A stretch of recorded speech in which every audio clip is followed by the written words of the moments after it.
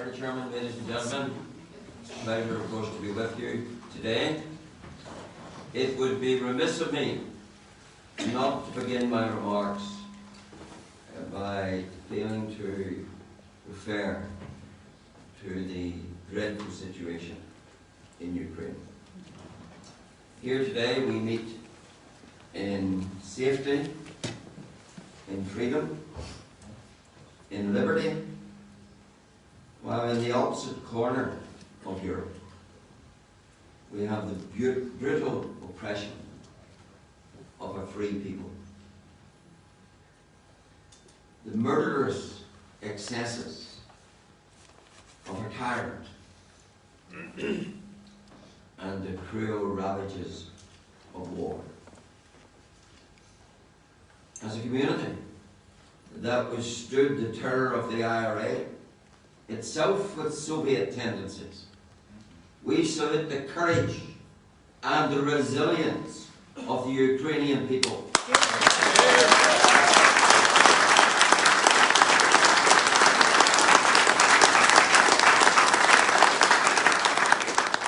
And we pray God that they may be delivered from the evil machinations of the war criminal Putin.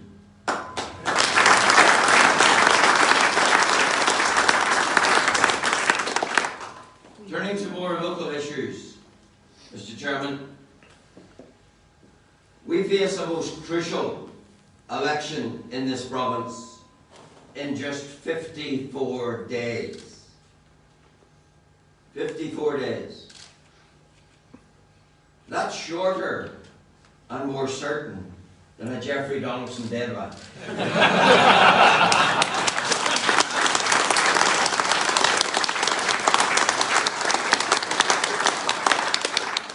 And speaking of Sir Jeffrey, I want to assure you I have had no transfer negotiations.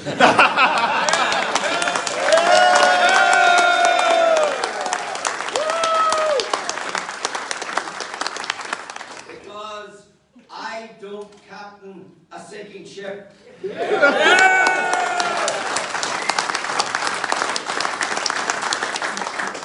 But a sound vessel of principle, strength, and integrity.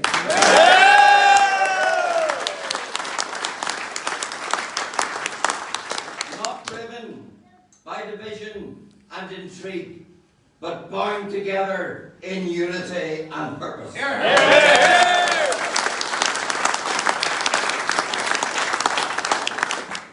I'm delighted that among our showing of candidates we have people like Harold McKee,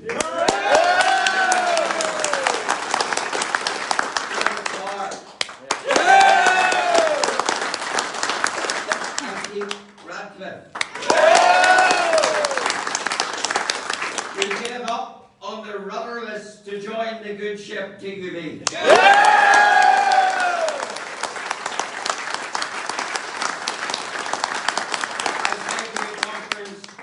Get behind these candidates. Every one of them needs your support. They need your work. They need the maximum effort. We can do it. Let's do it in the coming years.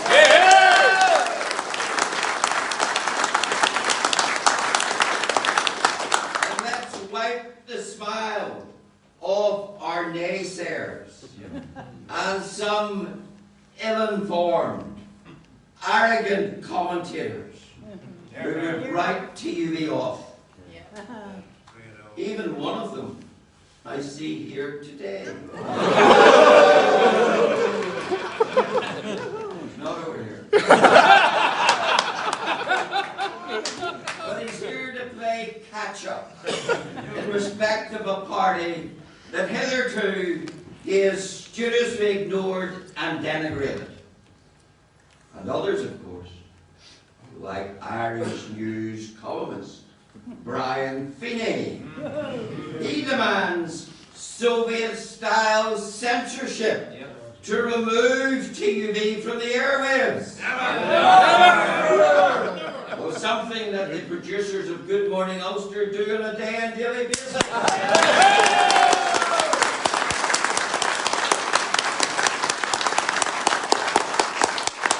I've got news for our detractors. TUV is not in this election to make up the numbers. TUV is here to win. Yeah!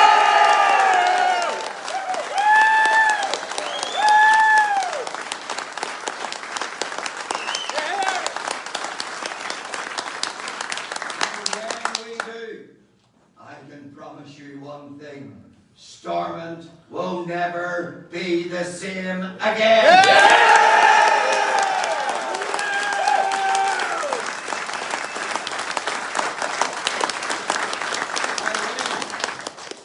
By winning seats in this election, we not only advance the cause of traditional unionism, but we keep some others honest.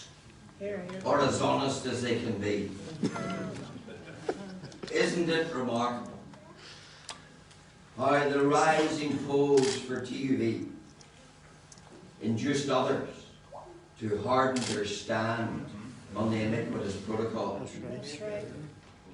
They even want now to sing off our hymn sheet. Yep.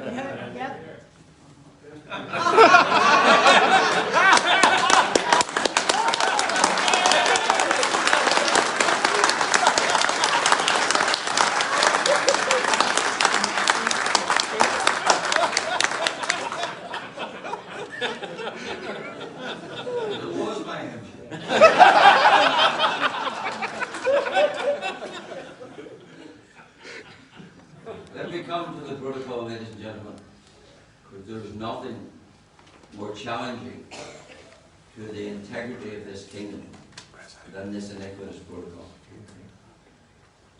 Our consistent stand on the protocol is not election-led. Principle, not expediency, is our guide.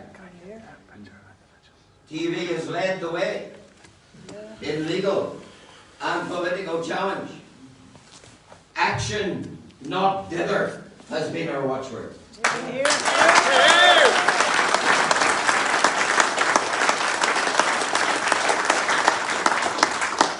From the start, we saw the protocol for what it is. An instrument to break up this United Kingdom. A device to leave Northern Ireland aligned with the Republic under the foreign sovereignty of the EU. And designed, of course, to force an economic All-Ireland as a stepping stone to Irish unity. That is what it is all about. The economic disadvantage is real, and the further it beds in, gets worse. Because remember, we're still, because of the grace periods, only in the shallows of the protocol. Let me just take a couple of issues to illustrate the pernicious impact of the protocol. We are in the EU's VAT regime. That means we are governed by all the rules and bureaucracy of that VAT regime. That means that the EU rule in their VAT regime that you cannot reduce VAT below 5%. Means that if our government was ever minded, as they should, to take VAT off home heating fuel and electricity, it would apply everywhere except in Northern Ireland. Because we are under the foreign jurisdiction of the foreign VAT regime. Let me take another example. From what is happening in Ukraine, a breadbasket of Europe. Huge reliance by the rest of the world is placed upon the maize that is produced and grown in Ukraine. The things as they are, the upcoming harvest is likely to be devastating. those who trade in these commodities are already looking to instead buy maize from the United States of America. But the EU has a 25% tariff on USA maize, which means that if maize is required from the USA for feedstuffs for animals in Northern Ireland, it would be subjected to a 25% EU tariff. It wouldn't be in the rest of the United Kingdom, but it would be here. Those are but two small illustrations of the dire economic consequences of the protocol. But of course, where the real consequence is in respect of the constitutional impact of the protocol. I can best illustrate that to you in this way. This is said to be the United Kingdom of Great Britain and Northern Ireland. But under this pernicious protocol, Great Britain, when it comes to trading with Northern Ireland, is now designated a third or foreign country. To bring goods from the rest of our nation to this part of our nation, the EU says we are bringing them from a foreign jurisdiction into their territory, the EU, because we have been put within the EU single market for goods subject to their customs code. Now, does it get any more stark than that? That the other part of our country is deemed under this protocol to be a foreign place. So that when you bring goods, you might as well be bringing them from Bolivia as bringing them from Britain, because they're subject to the same checks on foreign goods. That is how constitutionally appalling this protocol is. And of course, that is in utter conflict with the fundamental economic guarantee of this union, which is Article 6 of the Acts of Union, which says the basis of our economic union is free and unfettered trade between and within all parts of the UK. What the protocol does is to fetter that trade and to guarantee that we are treated as a foreign place in respect of the rest of the kingdom. So there is no unionist, surely, and certainly none in this party, who ever can or will come to terms with that obscenity of being treated as a foreign part within our United Kingdom. And all that will...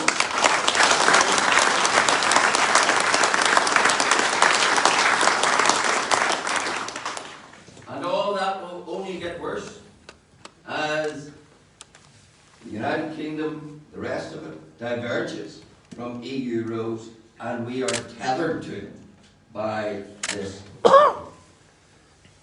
Hence, Mr. Chairman, the total folly of the complicity of some in ever implementing this union dismantling protocol.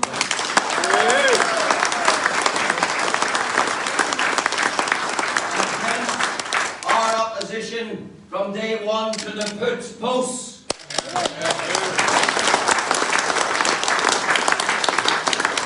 The same Mr. Putz is now looking at in an outpost called South Belfast.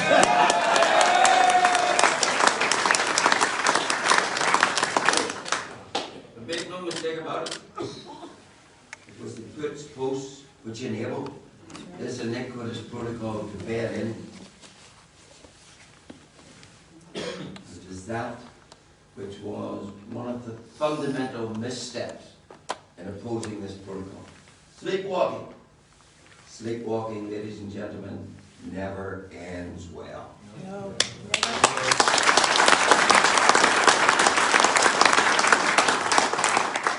And we've seen some remarkably ill-judged pontifications on the protocol, but none more absurd than Doug Beatty's, suggesting that the answer to the protocol was another north-south body to oversee it. Oh, shit.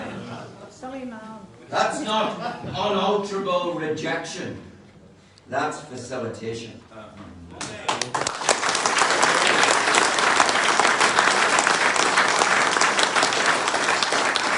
And in the same vein lies the delusion of the best of both worlds. Unfettered access to the EU's shrinking market comes at the unpayable price of subjugation to EU laws, to EU processes, to the EU court. Isn't that the very thing Brexit was supposed to deliver us from? Isn't that what we were meant to escape from, not embrace? Isn't that what taking back control is meant to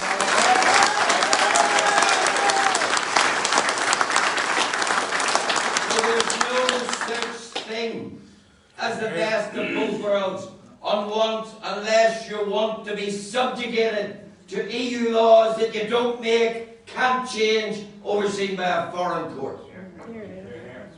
Those are the only circumstances in which you get what is called the best of both worlds. It's a fiction and something that holds no attraction for anyone who cares about the integrity of this union. That is why this protocol can never be acceptable or made acceptable or made compatible with being an integral part of the United Kingdom, because it makes us subject to foreign jurisdiction, foreign single market, foreign customs code, foreign VAT regime, all ruled over by foreign laws we don't make and can't change, and supervised by a foreign court. That is no place for any free people who believe in their fundamental right of making and governing through our own laws, not foreign colonial laws.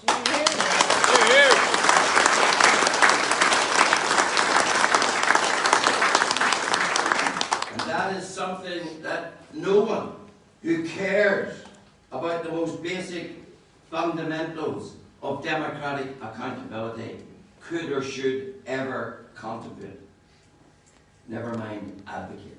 And yet we have parties, one of them with the very word democratic in its title, the Social Democratic and Labour Party, ready and eager to prostrate themselves before the EU, accept their yoke of bondage, to accept being ruled by laws we don't make and can't change. That is how preposterous the rigorous implementers are. They say, okay, 2/3 of the rules that govern our economy may now be made not in Belfast, not in London, but in Brussels, but let's have more of it, they say.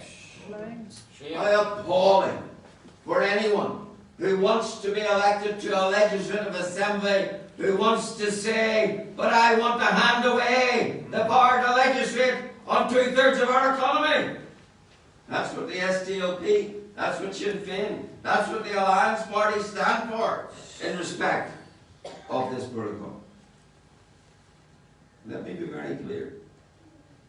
DUV has always been plain that if the price of Stormont is implementing this protocol, then it's a price no unionist can pay or ever should have paid.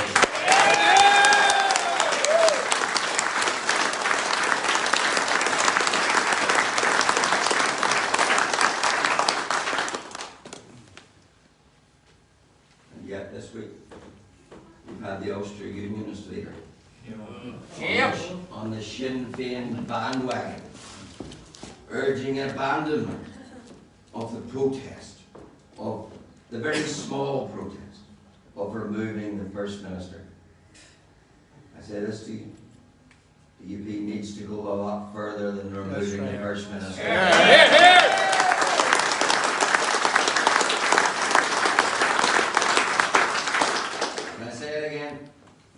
It's the price of storming. And as long as the protocol stays, it is the price of storming. Is implementing this union dismantling protocol, then that is something in which no unionist should be aiding and abetting and assisting. Here, here. And if hard choices have to be made, then make them. Here, here.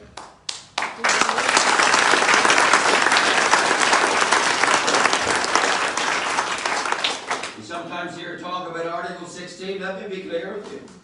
Article 16 is but a step. It's not a solution. It presses the pause button and then embarks on further years of endless negotiation. What we need from the British government in respect of this protocol is much more than Article 16. What we need is repudiation.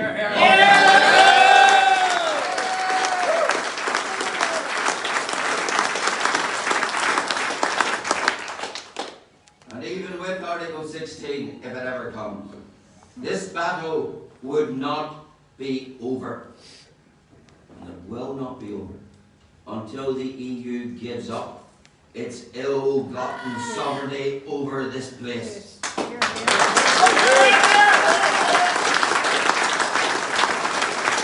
And the test of any tinkering, the test of those who say they've got a solution, is a very simple one.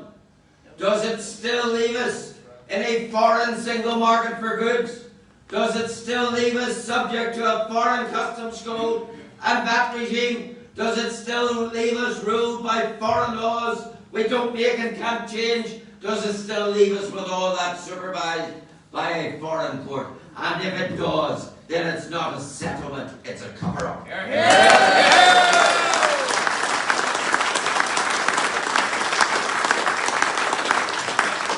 Ladies and gentlemen, this protocol is irredeemable. It must go. No ifs, no buts.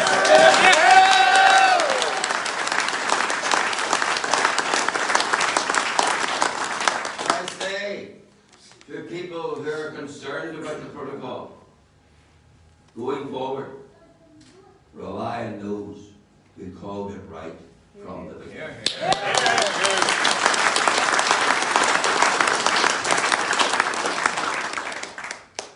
TUV is the real deal on this and so much more. Here, here. And of course, equally, I would suggest to you, TUV is the real deal when it comes to the storm and shambles and the dysfunctionalism and the failure of that system. Let me be very clear with you. This storm, as constituted, will never work. Simple reason. Sinn Féin is not there to make Northern Ireland work.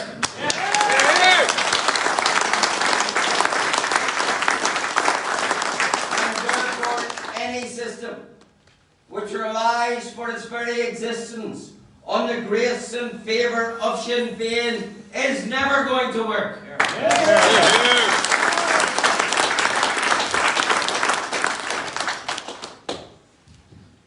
Of course, the absurdity and the unworkability of mandatory coalition has been manifested time after time by the constant stutter and failure of Stormont.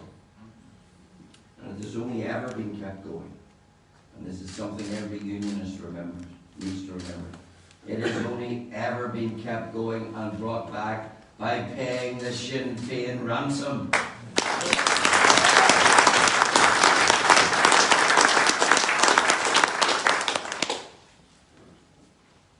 TV is very clear. If this Stormont can't be fixed, then it's not worth having.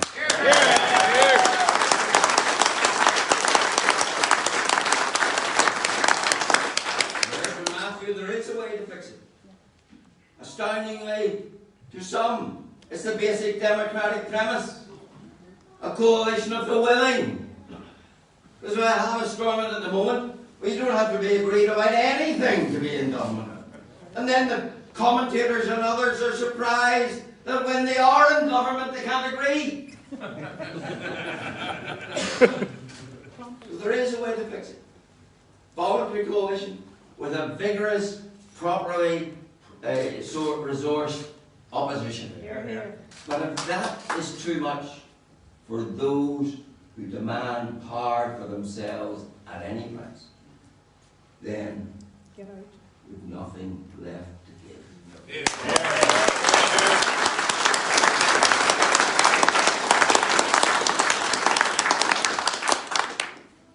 Let's be clear. Much done. Lorna referred to it.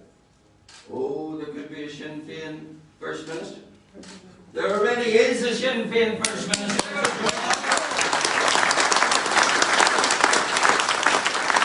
First Minister can't even sign a letter without the deputy co-signing it. Can't order a stamp. Can't lick an envelope without doing it together. So no one be deluded into thinking there is this great hierarchy of First Minister and Deputy First Minister. Now, of course, for the psychology and all of that, no one wants a Sinn Féin First Minister. Nobody in this room wants a Sinn Féin Deputy First Minister. No!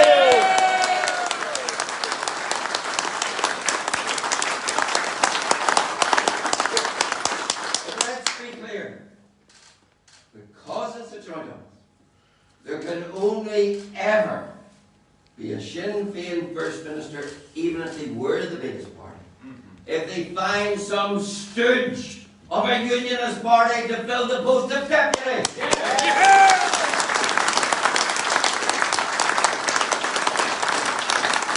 For those who go around the country and will go around the country saying, we must make sure there's no Sinn Féin First Minister, I have a very simple question to answer. Well, will you enthrone them by being Deputy First Minister? That's the question for every doorstep. When they say, you must vote for us to stop Sinn Féin being First Minister. Very interesting. What will you do to stop them if they were the biggest party? Will you nominate a Deputy First Minister? Now tell me, answer the question, yes or no?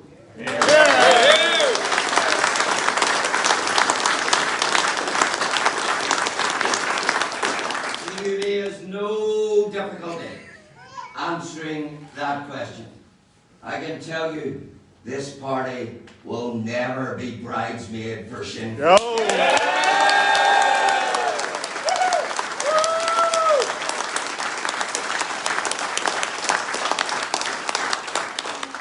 My challenge today to other unionist leaders, will they assure the unionist people of the same?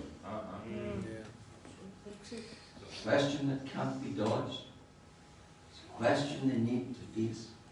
And when they dodge it, you can infer what the real answer is. That's right. Here, here.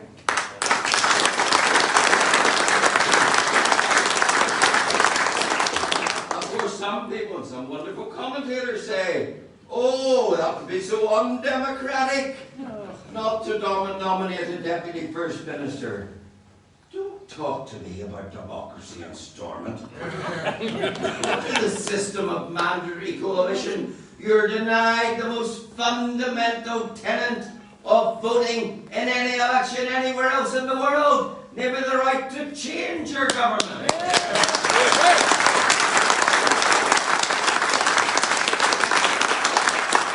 right to vote a party out of government. Yes.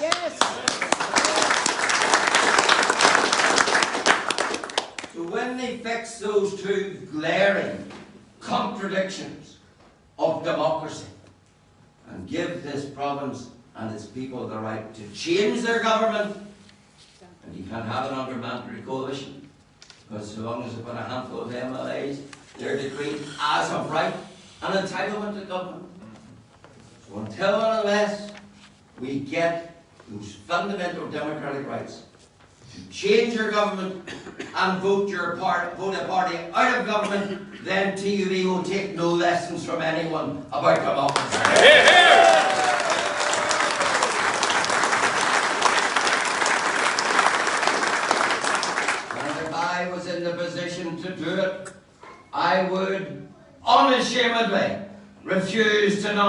a deputy in order to enthrone Sinn Féin.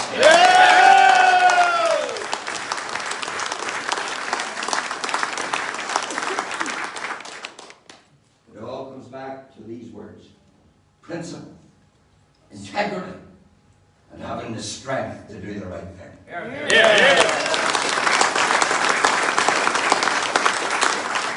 And every voter in this election should remember, you get what you vote for. There's no point in people going around this country saying, what a terrible thing if there's a Sinn Féin First Minister, and they themselves being in a party that's prepared to allow a Sinn Féin First Minister. There's no point in saying, as the little poster on the wall says, I hope for change. No, you have to do much more than hope. You have to vote for change.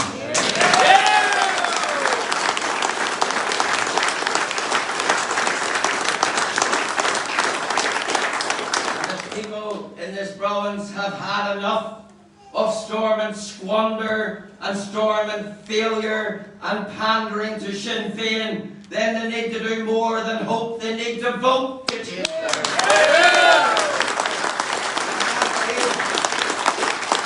That is the opportunity that I and my 18 candidate colleagues are giving every voter in this constituency.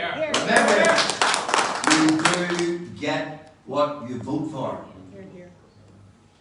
Trust is everything in politics. This party has earned the trust of the Unionist people because of the consistency of our stand, even when we stand alone. Better to have truth and principle for company than expediency and duplicity.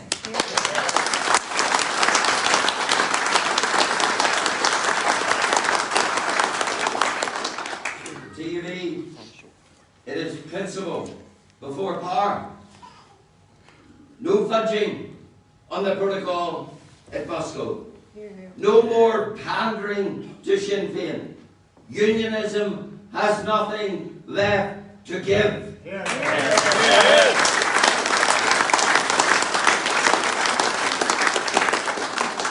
And there's no better way of demonstrating that. There's no better way to guarantee that unionism is going to dig in, draw a line in the sand, which is immovable and not be shifted with further concessions than to vote TUV on the 5th of May.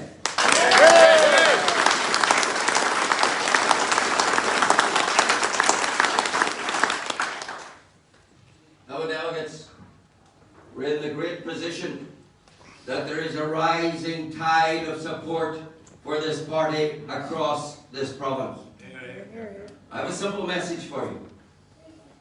Go back to your constituencies and work for victory. Thank you.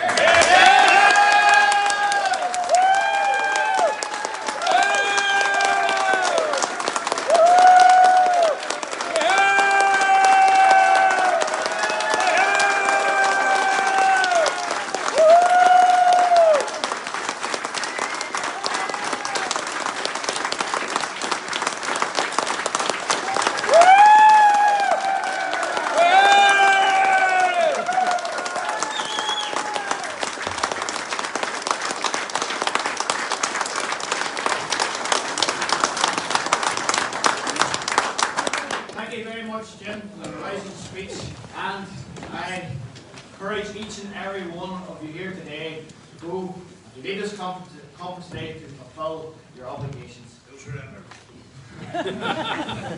Before we break for lunch, can I ask the candidates to just stay behind before we go to lunch? And please, we would like to get a group photograph. And all could just also follow the direction of the staff, because there's two places where we're going to have our buffet, one downstairs and upstairs, so just please take a direction from the staff.